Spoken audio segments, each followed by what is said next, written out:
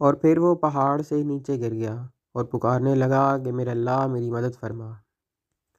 بسم اللہ الرحمن الرحیم۔ السلام علیکم دوستوں، آج کی کہانی ایک ایسے شخص کے بارے میں ہے کہ جو پہاڑ چڑھنے گیا، لیکن جب وہ درمیان میں پہنچا تو وہ پھسل کر نیچے گر گیا اور ایک رسی کے سہارے لٹکنے لگا۔ دوستوں، یہ شخص ماؤنٹین کلائمبنگ کر رہا تھا اور جب یہ پہاڑ کے درمیان میں پہنچا تو یہ پھسل کر نیچے گر گیا۔ جب یہ نیچے گرا تو یہ اپنی رسی کے سہارے لٹک گیا۔ اونچائی سے گرنے کی وجہ سے اس کو جھٹکا لگا اور یہ بے ہوش ہو گیا۔ جب اس کو ہوش آیا تو رات کا وقت ہو چکا تھا۔ اس نے اپنے ادھر ادھر بہت دیکھا لیکن اس کو کوئی مدد کے لیے نظر نہ آیا۔ اس کو لگا کہ یہ بہت زیادہ اونچائی پہ ہے، اس وجہ سے یہ بار بار پکارتا رہا۔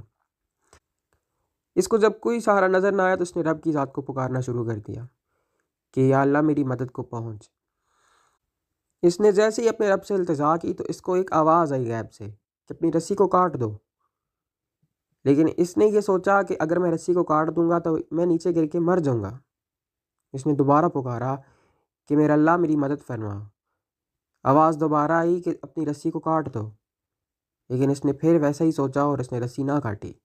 تیسری دفعہ پھر اس نے پکارا اور جواب وہی آیا کہ اپنی رسی کو کاٹ دو۔ اس نے اپنی رسی نہ کاٹی اور یہ وہیں لٹکا رہا۔ اس کی مدد کو بھی کوئی شخص نہ پہنچا اور آخرکار اس کی وہیں پہ موت ہو گئی۔ پھر کچھ وقت کے بعد کچھ لوگوں کا وہاں سے گزر ہوا تو انہوں نے ایک شخص کو دیکھا جو زمین کے قریب تھا لیکن رسی کے ساتھ لٹکا ہوا مرا ہوا پایا۔ دوستوں، اس کہانی سے ہمیں ایک سبق ملتا ہے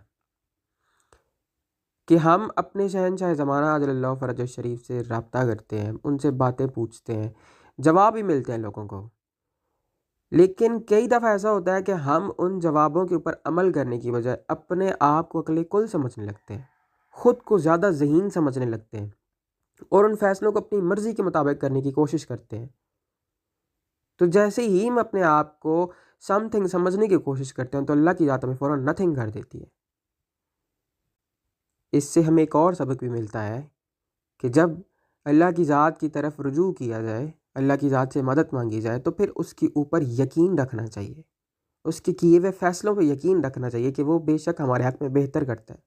اگر وہ شخص اس وقت اس رسی کو کاٹ دیتا تو وہ بالکل زمین کے قریب تھا، اتنا قریب تھا کہ وہ شاید نیچے گرتا تو اس کو کچھ بھی نہ ہوتا، لیکن اس نے اپنے آپ کو عقل کل سمجھا اور وہ ڈرتا رہا کہ اگر میں اس آواز پہ لبیک کہوں گا، میں یہ رسی کاٹ دوں گا تو میں مر جاؤں گا۔ بات ساری یقین کی ہے۔ جب اللہ کی ذات سے مدد مانگی جائے تو اس پہ یقین بھی رکھا جاتا ہے۔ ہمارے ذہن میں یہ چیز ہوتی ہے کہ ہم نے اگر اس ذات سے کچھ چیز مانگ لی ہے، لیکن فوراً ذہن میں یہ بھی شک پیدا ہو جاتا ہے کہ اگر وہاں سے مدد نہ ملی تو فلاں شخص تو میرے پاس ہے، میں جا کے اس سے لے لوں گا، لیکن یہ پھر اس ذات پہ یقین نہ ہوا۔ دوستوں، آخر پہ میں التجا کروں اپنے شہنشاہ باقی حضور الاجل الاجل یا فوز العظیم الاجل الاجل یا سفینۃ النجات اجل اللہ فرجک وصلوات اللہ علیہ یا رب محمد و آل محمد صلی علی محمد و آل محمد وعجل فرج آل محمد۔